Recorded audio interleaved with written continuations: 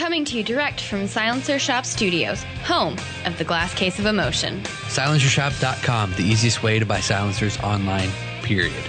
Stand by for education, enlightenment, enjoyment, and entertainment. He's not here to talk about your feelings. He's not here to say what you want to hear. He's here to say what needs to be said. Ladies and gentlemen and children of all ages, please welcome your host, the pimp hand of America, Professor Paul Markle. Yes, please welcome me, as I'm back. And it's time to continue Student of the Gun Radio Midweek Wednesday. According to my show notes, it's Wednesday, and I have to refer back to my show notes quite often. And today is episode 556. That's right. So maybe we should talk about some Army stuff today. You know, you get it. 556 NATO. All that stuff. Yeah. I'm not going to talk about green tip today. But did you guys watch the evolution of the TP9 pistol video yet? You didn't. Why not? What are you waiting for? You don't have time? You don't have 5 minutes or 9 minutes or whatever it is? No, yes you do. I know that you sat on the toilet for 15 minutes screwing around playing Candy Crush or Diamond Drop or what is the new cool thing that people play on their phone? Some kind of a jewel drop explosion game, Jared? Candy Crush. No, it's not Candy Crush. It's like Bejeweled? basically it's like Bejeweled. If Bejeweled and Candy Crush had a baby and then it became something else, it's another one of those games. Yeah, you know that. What's I only funny know is, about this because of Bomb. Is that was a PC game way back, like 10, 11, 12 years ago. No, Tetris. It was called Diamond Drop or something like that, and then they made an app. That was before apps. Did you know that, Jared, that there was a time in the United States of America when there were no apps for your phone, that phones did not support applications like that? Not appetizers, but applications. Oh, speaking of appetizers, what the farfignugan? I'm going to talk about this. How many of you guys have ever gone to a restaurant, sat down, like a restaurant where you sit down and a waiter comes or a waitress comes and waits on you, not like McDonald's, but an actual sit-down restaurant, and the waiter or waitress eavesdrops on your conversation? The other day, I took Zach, and we had Sometimes it's good. We had a gift card for a one of those sit-down restaurants. And I'm not going to advertise for them because they kind of pissed me off. But so we go in there and have a late lunch with there. And the only reason I'm going there is because I have a gift card for the place, right? So go in there, sit down. And they sit us, it's Zach and I, and they sit us in the only section, at the only table with the guy. Now, normally, when Jared is with us, we get sat in a guy server, in a waiter section. I don't just attract women; I attract men too. Yeah. So normally, if we have Jared with us, we know that we're going to get sat in a section where some effeminate guy is going to be serving us. And we got sit down, and I look around, and every other section is waitresses. And we got sat with this waiter. He comes over, and he starts doing the overly friendly thing, like the bad jokes and the, hey guys, how you guys do? You want a fancy margarita or a frosted mug? Like, no, it's 1:00 in the afternoon. You douche. I don't want a fancy margarita at 1:00 in the afternoon. I have work to do today. I'm not, seriously, Jared, it's 1:00 in the afternoon and you're in there for lunch and they're like, you want a fancy margarita or bottomless frosted mug today? Is that one of those things where they have to say to you, they give you $1 or whatever? Or because there's that sign. Yeah, I don't know. And I'm thinking, if we don't offer you a fancy margarita, you get $1 off your like whatever.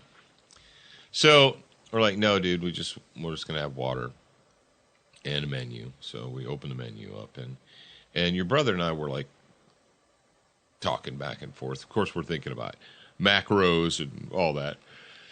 And so we're discussing what we may order with each other, and Zach says something about, you ever been to a restaurant where they don't have a picture of the item on the menu, they just have the description? Yeah. Now, I know some of you go to really fancy restaurants where they don't even put the prices on the menu.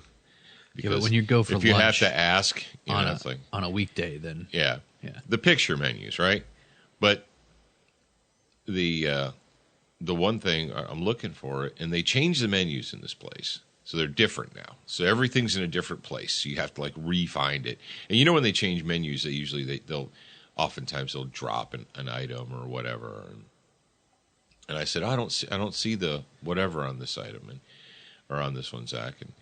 And the guy's like, and he pops over and goes, oh, it's right there. I'm like, whoa. So that means you were hanging out listening to our conversation? Not cool, dude. And the dude was probably in his 40s, right? And so I'm thinking, okay, you're either an alcoholic or a recovering drug addict or recently released or paroled felon. Great. You're like, oh, that's so judgmental. No, that's so realistic. So you've been around plenty that's of them, it's realism. It's not judgmentalism. It's real. Well, you should just be happy that he's out of jail and trying to make a better life for himself. And you know how he can make a better life for himself? Not eavesdropping on my conversation. That's how he can make a better life for himself. And I wanted to punch him. Like, dude, I don't need you hanging over my shoulder. So he comes by, 3 times. You guys ready? You know what you want? You got questions? No. But we will be as soon as you stop interrupting us. How's that sound? Well, I'm going to go check on this other... He must have not had any other tables. Yeah, I'm going to go check on this other table's food, and I'll be back. So he disappears. We fold our menus up, put them to the side, and wait. And then we drink our water, and we start looking around. Like, okay, he was here every 30 seconds. Until you needed him. And now we're ready. And literally, it was about 5 or 6 minutes before he reappeared. And Zach even looked up and he goes, all right, how long do we wait? Because I'm getting annoyed. Yeah. When when Zach gets annoyed, you better stand by. You better stand by. So I don't know where that came from, but I just wanted to say it. Yeah, I don't remember how we got on that subject. Sometimes eavesdropping and stuff. When I'm having my life, when my life is going on, I think, oh, I should be on the radio right now. Seriously. I can't wait to tell the people at home about this. Has that ever happened to you guys? You have the overly friendly fake waiter. Hey guys, how you doing today? Would you like some chili poppers? And no, I don't want any freaking chili poppers. I'm an adult. I know how to read a daggum menu. I don't need you coming over here being Mr. Fake Friendly. And it's so easy to see through too. The fake friendly thing. He's like, I'm sure I've waited on you guys before. No, you haven't. Because I would definitely remember. Because I would remember. And I would have told the little girl, the little 18-year-old who sat us, that we need to sit somewhere else. So I'm not sitting here. One thing that my friend Rafi Rafi's done everything.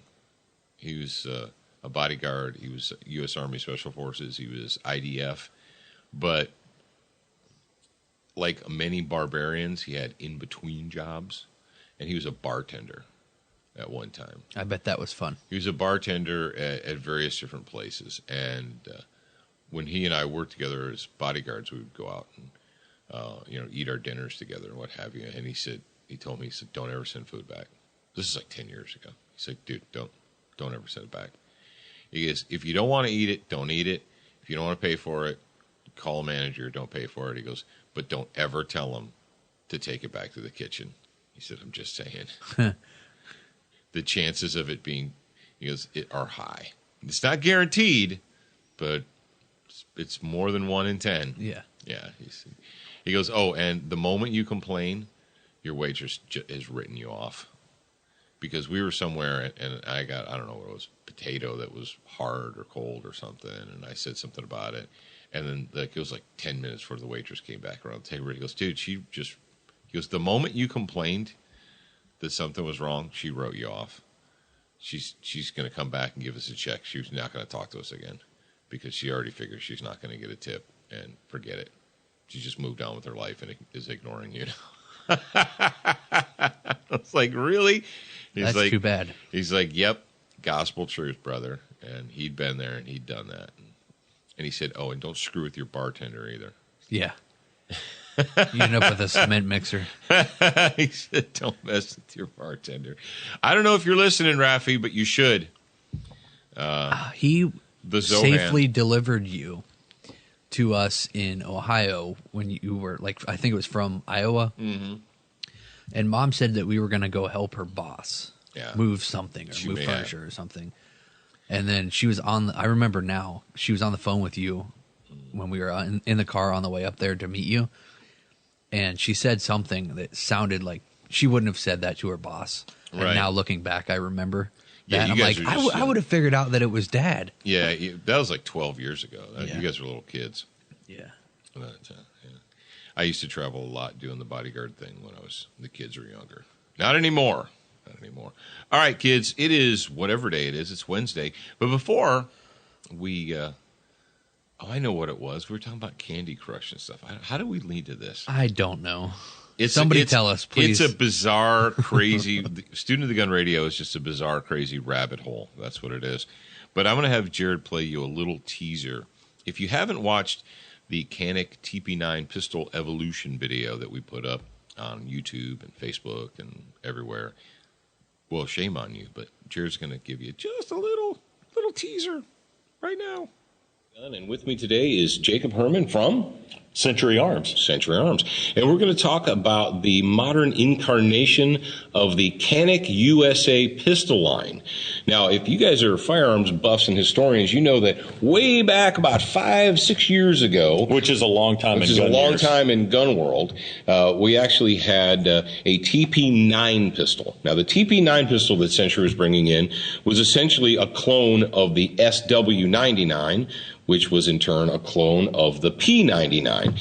Now, the modern incarnation of the Canik USA pistols began really with this guy here. Yes, and that's when I pick up my TP9 SA, which is Durr coated in a woodland digital pattern. But we had a lot of fun with that. Jacob Herman from Century came over here to Biloxi, spent a couple of days with us. We went out to the range. We did some stuff in the studio. We did the Student of the Gun Radio. And we recorded not only at the range, but in the studio. We did a bunch of video. And Jared and Alex are getting all the video sorted and edited and all that jazz. And so the first of several videos is now available, and you can watch it on YouTube, or you can link to it from Facebook or whatever you want to do, but it's there. So I actually did the captioning on that video, and so I went through the whole video and I saw what YouTube put in there. Was it interesting? Yeah, it was very interesting. And so your voice is relatively, it's almost correct about 95% of the time. Mm-hmm. Other people's voices, however, not so much. Not so much. Yeah. Yeah. It's like you set the standard really high and then other people talk and YouTube's like, I don't know what they're saying. Yeah. If you ever want to have some fun, go back and watch some of our old videos, or when we started putting the TV episodes on YouTube, and you can just hit the closed captioning and the YouTube robot says what it thinks that I said. But so the TV episodes are not available on YouTube right now. So whatever was on there. But some of the old segments that we did, and YouTube would subtitle them. We're like, no, it's almost like bad lip reading. If you've ever if you've ever gone to bad lip reading, that's pretty much what it's all about. All right, it's Wednesday, and it's time for a fighting fitness segment brought to you by SWAT Fuel. And if you want to save some cash on your SWAT Fuel order, go to SWATfuelstore.com. And while you're there, when you check out, use the promo code SOTG 2015. It's as easy as that. I'm looking at something on Instagram right now because I know that SWAT Fuel is doing a Coachella ticket giveaway, and I know we have a lot of people on that side of the country.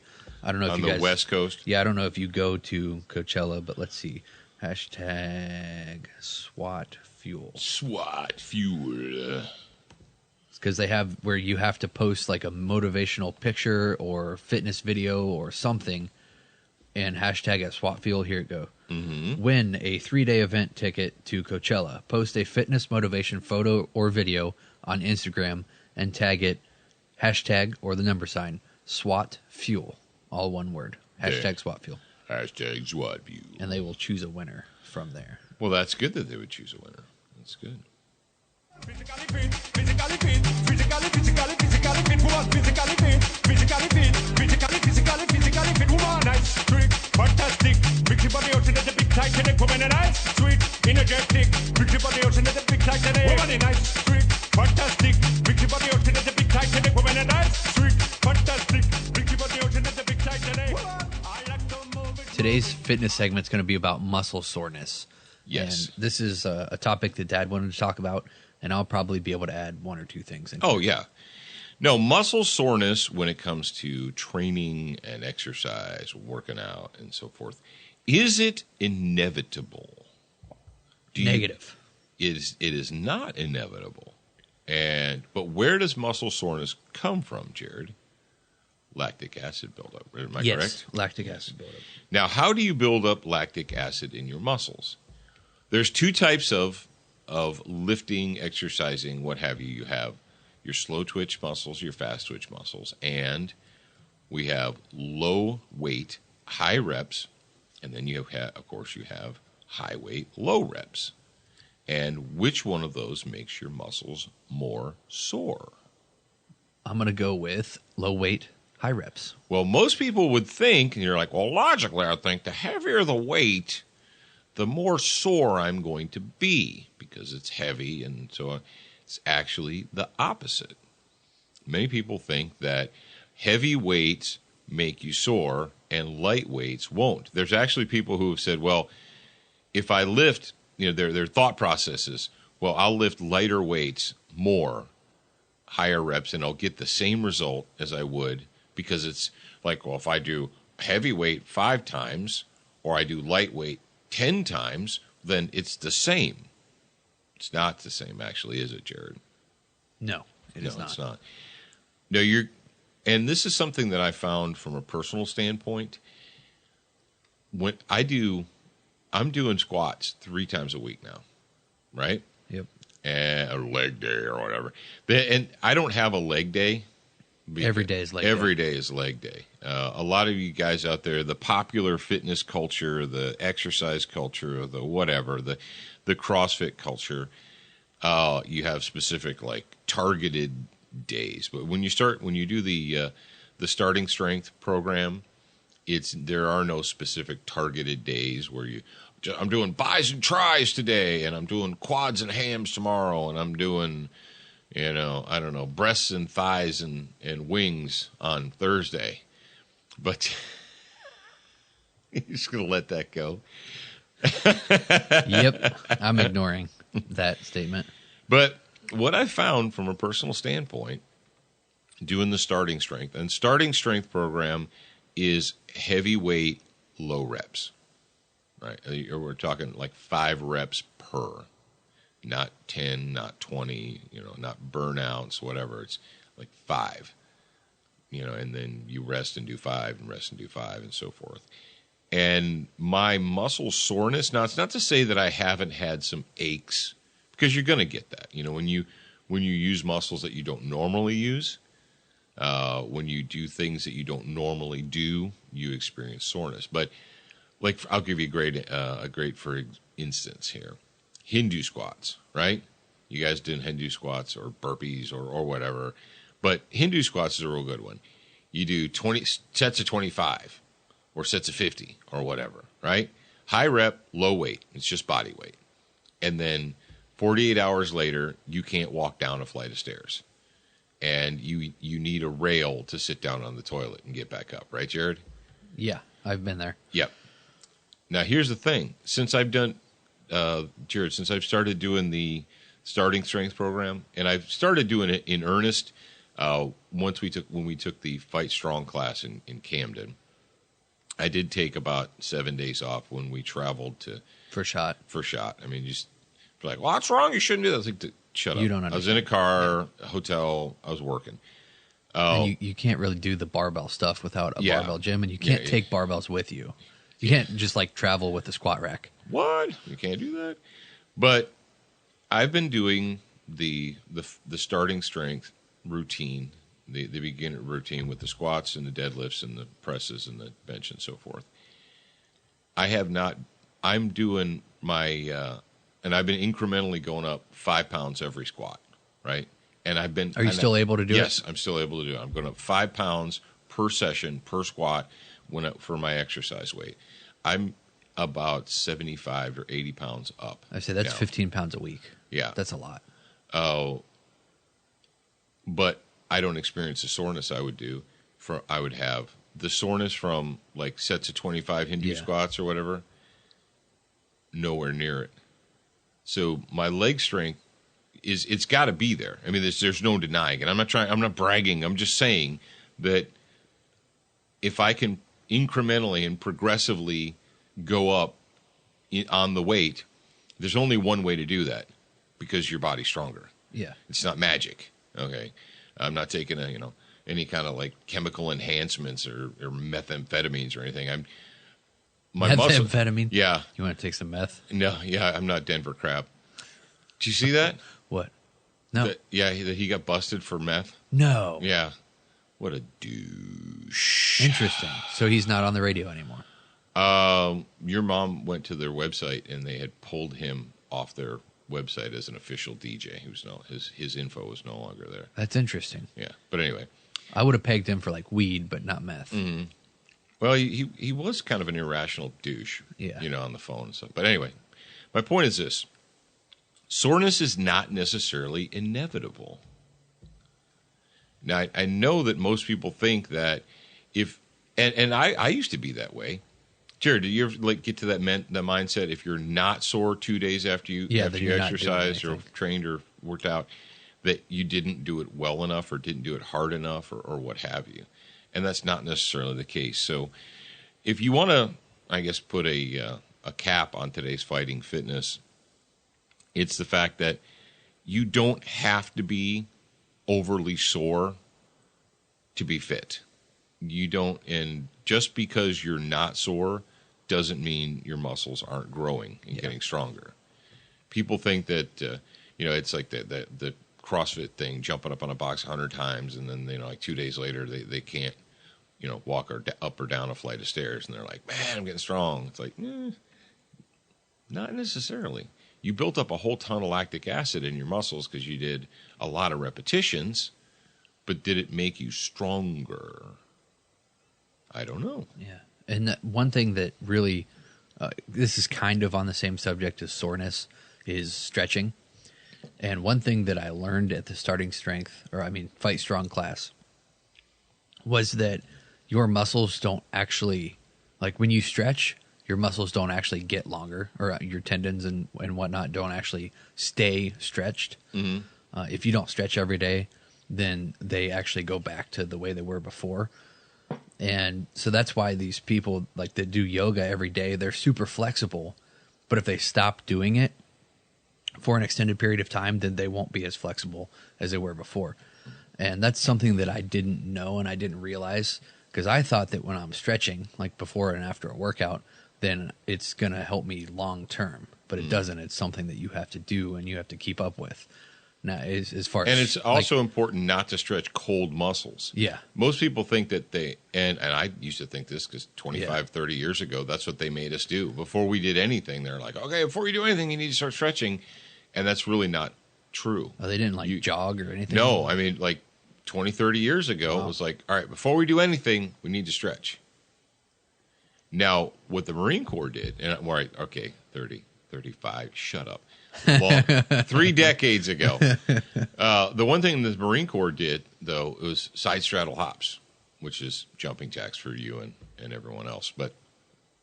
And they never said, this is what we're doing, this is why we're doing it. You just did it, and it was right. So before you did anything, you would do jumping jacks, side straddle hops, because Marine Corps has got to be special and have different names for things. And that was a warm-up exercise. And then you do your other stuff. And it was habitual. You did that. You jumped and you did your warm-up, and then you're ready to go. Then you could stretch your muscles and so on and so forth. So. And I think that's a topic that I've actually addressed on this show. And the analogy that I use is plastic. Is plastic, if you heat it up, is it easier to stretch than it is when it's cold? And the answer is yes. All right. Speaking of strong, you want to be strong. You want to be Army strong? I don't know. Do you want to be Army strong? Okay, guys. You guys wanted me to talk about this, so I'm going to talk about it. About a week or so ago, the Fort Lee Facebook page, the official Fort Lee U.S. Army Facebook page, posted a picture of Major General Darrell K. Williams, Commanding General CASCOM. DK Williams. That's right, DK. And him firing his 9mm semi-automatic pistol during today's qualification today at Installation Range Complex. Williams joined a handful of soldiers who fulfilled their yearly weapons qualification at the facility. The photograph is abysmal. I think that he learned from John Wick. That's what it is. It's worse than center axis relock. It's worse than that. He's all right. The picture, if you haven't seen the photo, we're going to use this photo that I'm describing to you is the photo for the show today. I mean, it's today's official show photo. But he's holding a Beretta. He's got his elbows bent a lot. I mean, not just you're like, come on, Paul, you're supposed to have a little bit of flex in your elbows. Give the guy a break. No, there's not a little bit of flex. He's got them bent almost at a 90-degree angle. And brothers and sisters, he has his left thumb. All right, he's a right-hander. He has the left thumb over the back, crossed over the back of his right hand. Jared, when you're shooting a semi-automatic pistol, should you cross your support side thumb over the back strap of your other hand? Is that generally a good technique? If you would like to not have the top of your thumb anymore, then yes. Well, here's the thing. He has it. So his hand is far down. Yeah. So far down that's not going to happen. The rear of the slide is probably about 12 inches or so away from his face. Now, this is why there's a reason I'm bringing this up. It's not just to be a dick and not just to be and so we shared this, and here's the crazy thing. Somebody shared it with me, and I saw it, and I thought, okay, this has got to be a duffel blog thing, or it's got to be a spoof, or it's got to be a joke, right? So I went and I looked, and I rerouted the original posting, and it came from the U.S. Army's Fort Lee official public relations Facebook page, right? And there was an accompanying story. And so I quickly realized that they were serious, that the Army's public relations department, their PR people, their media people, whatever, they took the photo, they wrote the story, they published it and shared it, thinking that it was a good idea. They weren't joking. Okay? So you're like, well, and we shared it, and I shared it directly from the Fort Lee Facebook page, and within 24 hours, it was gone. It had been pulled. They pulled their post, and it wasn't there anymore. So it disappeared off of my feed, right? But thanks to soldiersystems.net and a lot of other people, dear SMA, please make marksmanship a priority for all soldiers. Some people are like, come on, all right, point and laugh and move on with your lives. Then they started making excuses for him. They're like, oh, he's probably a pogue. He's probably an admin guy. He's probably a this. He's probably a that. Like, whoa, whoa, whoa. All of you excuse makers? No. He's a major general in the United States Army. He's all dressed up in he's got his personal safety equipment on there. He's got his helmet on, and I can assume he's got some kind of a body armor or something. It looks like he's got body armor on. He's all dressed up in the warrior costume, right? He's got the clothes on. He's got the warrior clothes on. But apparently, he doesn't even have boot camp level skill. I could get a 4-H shooting sports, a second-year 4-H shooting sports kid, and they would perform better than this guy. Yeah. A 13-year-old 4-H shooting sports kid would perform better than this guy. An 18-year-old Marine Corps recruit or boot would perform better than this guy. And the reason that I bring this up is because that photo says so many different things. Number one, it says that the person who took it, probably, I don't know, that person might have been like, hey, dude, I'm going to take this picture and let's see if they use it. But, not everybody can be a Marine, Paul. Yeah, not everybody's Marine, Paul. And I don't have any tactical experience, so I cannot weigh in on this subject. But here's the problem. The photo was taken, the photo was reviewed, the photo was cropped, edited, and posted. And I have to assume, because I've been doing this for a long time, that more than one human being was involved in the process. Before this photo was made public, before it was officially published by the Army, I would say that at least 2, 3, maybe 4 people saw the photo, edited, cropped it, posted it. Say our student of the gun here, our little operation that we have has at least 3 or 4 people, right? So involved in social media. So no one in the process of taking the photo, editing, and publishing it ever occurred to them, hey, yeah. This is not the photo this does not demonstrate proper form. This is not the photo you're looking for. Yeah, this is not the photo that we want to show the entire world. No, they probably thought it was a great picture.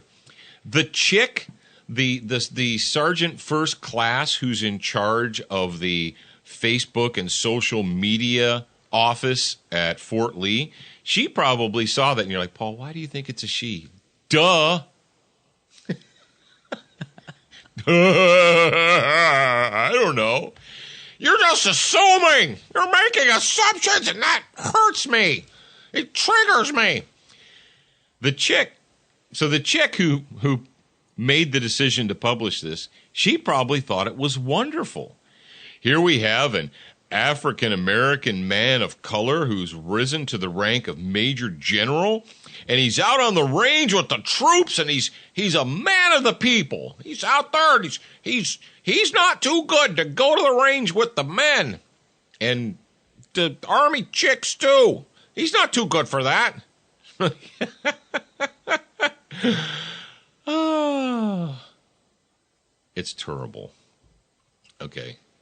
You could take a 1-day, 8-hour civilian concealed carry class and come away looking better than this dude did here. All right? It's sad. It's sad. It makes me want to cry. Now, you might ask yourself, Paul, why is it that, first of all, that someone, didn't they have range safety officers? Oh, they had range safety officers. Are you kidding me? A military range? They usually have one per student, right? Yeah, as many or more. You got an RSO, you got an assistant RSO, you have line coaches, you have safety officers. You got all these people. I know an RSO is a safety officer. Shut up, don't write me letters. But you have all these other people that are involved in making sure that that everyone stands on line, because if your toe is 1 inch in front of the yellow painted line, we have to call ceasefire. Ceasefire! Their feet aren't on line. The world's gonna end. Not one range person, official Army marksmanship training person, walked over to the General D.K. Williams and said, pardon me, sir. Let me go ahead and show you how you should actually hold that gun. And he wasn't just sighting it in or dry firing. There's a piece of brass, and that's probably what they were really excited about. The photographer caught a piece of brass coming out, like in midair. They're like, dude, action shot! Woo! That demonstrates action. No one walked over to D.K. Williams, tapped him on the shoulder, and said, hey there, Sparky. I don't know how you rose to the rank of Major General. Isn't the pistol the A number? People are like, well, how's he supposed to know how to shoot a pistol? He's probably an administrative officer. I'm like, isn't that what officers carry? Isn't like the standard sidearm of a U.S. Army officer a handgun? Isn't that? Did I miss something here? I have a question. Do you think the new choice of handgun for the Army was them trying to fix a problem that lies within training? Oh, absolutely. Our scores aren't high enough. Yeah. New pistol. Yeah. We need to get a new gun to raise our scores. This gun we isn't need accurate bigger enough. targets. Our qualification scores aren't high enough. Give the troops bigger targets. What I'm going to need you to do is just remove the 10 ring. Yeah. And make it a 9. And then you just expand everything. No, what you need to do is you remove the 2 ring. There's no longer a 2. Everything that was a 2 is now a 3. And the scores all went up. Really? You made the targets larger and the scores went up? That's shocking to me. I'm shocked. This is my shock face. That's funny. No, the reason that this picture is important, and it's important for us to talk about it, is because I'm sure that we had a lot of the Emperor's New Clothes stuff going on here. No one, even though I feel in my heart of hearts that there was at least one man on that range that saw General D.K. Williams holding that gun like that and realized, yeah, that's not how we teach soldiers to shoot pistols. But no one went up to him and said, hey, bro, you're naked. Your clothes, those are not, I don't like your new clothes, and you're naked. Why is that? Because the Emperor doesn't want to be told he's naked. The Emperor wants to be, and the Emperor surrounds himself with what? With yes men. Oh, that's awesome. You're great. That's fantastic.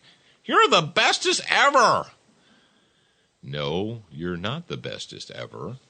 And your form looks like crap. And we have 18-year-old PFCs that know how to fire a pistol and hold it properly, and you obviously don't. So, yes, that photo and that story does matter. So and that is why. That really drives home the point that you should really be a beginner once, but a student for life. Yeah. I'm, and here the great thing is people are like, who joined in their yearly weapons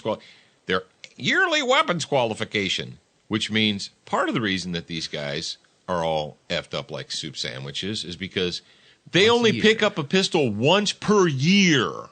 But they wear it every day. Yeah, once per year these guys put 50 rounds of ammo downrange. Woo! All right, kids. Army strong! Woo! Hooah! Rangers lead the way. And I know my actual pipe-hitting soldier friends are all just like, Gah! They're cringing. They're like, let me see a Marine Corps general shoot a pistol. I'm like, oh, you want to go there? You want to go there? I'll send Mattis out. We'll send Mad Dog Mattis out to the range and see how he does compared to old DK there. All right. But let's thank our friends at Crossbreed. Why not? Let's do it. Thank you guys at Crossbreed. Yeah, thank you. Thank you. Thank you. You're so special. We love you. Oh, hey, Jared, does Crossbreed make a TP9 holster? Yes. They in fact do. What? You can get a holster for your TP9 SA or your TP9 Elite from Crossbreed, left-handed or right-handed. Yeah. Tuckable or untuckable. Yeah, if you leave inside the waistband, outside the waistband. If you leave a comment on the video that says that they should do somebody did this. It said they should left-handed holster. They should do a trade-in program. So you send the holster back to Sentry, and Sentry will send you a left-handed holster. And my solution was just use the money that you saved buying the pistol and get a good holster from Crossbreed. There you go. There you go. The holsters that they send with them are not concealment holsters. No. Those are not everyday. Do you guys understand that, right? Those are range holsters. Those are place things. It's nice that they do that. Don't get me wrong. They can't send a super high-speed holster because it would add money. Springfield Armory, they with their XDM pistols, they have a whole package. It has a plastic holster and so forth. That's not a concealed carry holster. That's not an everyday holster. That's I'm going to go to the range and I need a place to stick this thing so that I don't have to leave it on the table. That's what that's for. All right? Just so we're clear here. All right? There are higher quality, more practical holsters available, and Crossbreed sells a bunch of them, and you can check those guys out at crossbreedholsters.com. Frog Lube, green, minty fresh. It is a bio-based firearms lubricant, and it is indeed extreme, and you can get it from froglube.com, or you can get it from Brownells, or you can get it from your favorite retailer. I don't care. Do what you want, man. You're an adult. Century Arms. In addition to the one thing I wanted to point out, and we kind of missed this, when we did the video with Jacob, we had 4 Century pistols. We had 4 Canic pistols. We had the SA, the SF, the SF Elite, and the SFT threaded barrel. And yes, we are the first gun writers, gun bloggers, gun TV.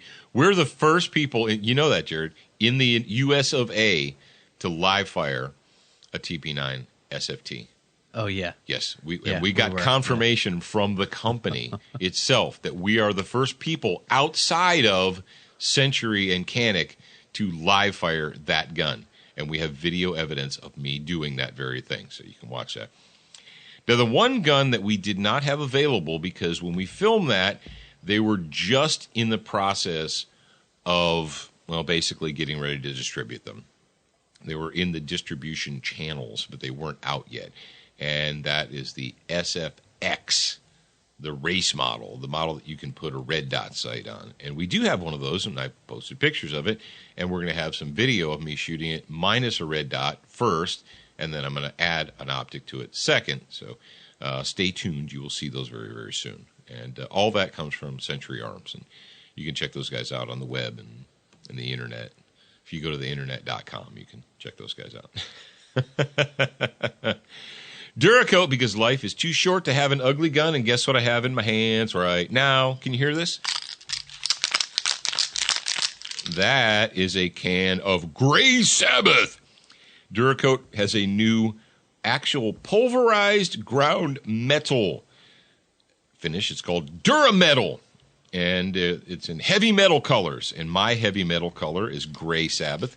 And the AR-15 pistol that I've teased you guys with and showed you is going to be done in Gray Sabbath. That is the Durametal. Now, if you want to make your gun not look ugly, you can go to LauerWeaponry.com, or you can go to Brownells, or you can go anywhere you want, and you can pick up Duracoat products and do it yourself. So how's that sound?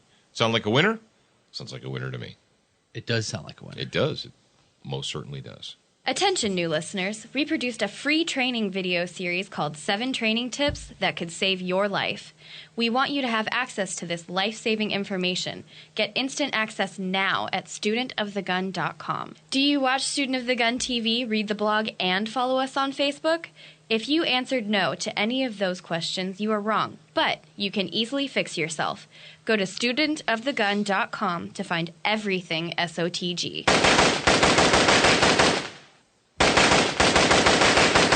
Woo! Brownells bullet points. And today's subject is Is your next purchase going to help you improve or enhance your existing skill?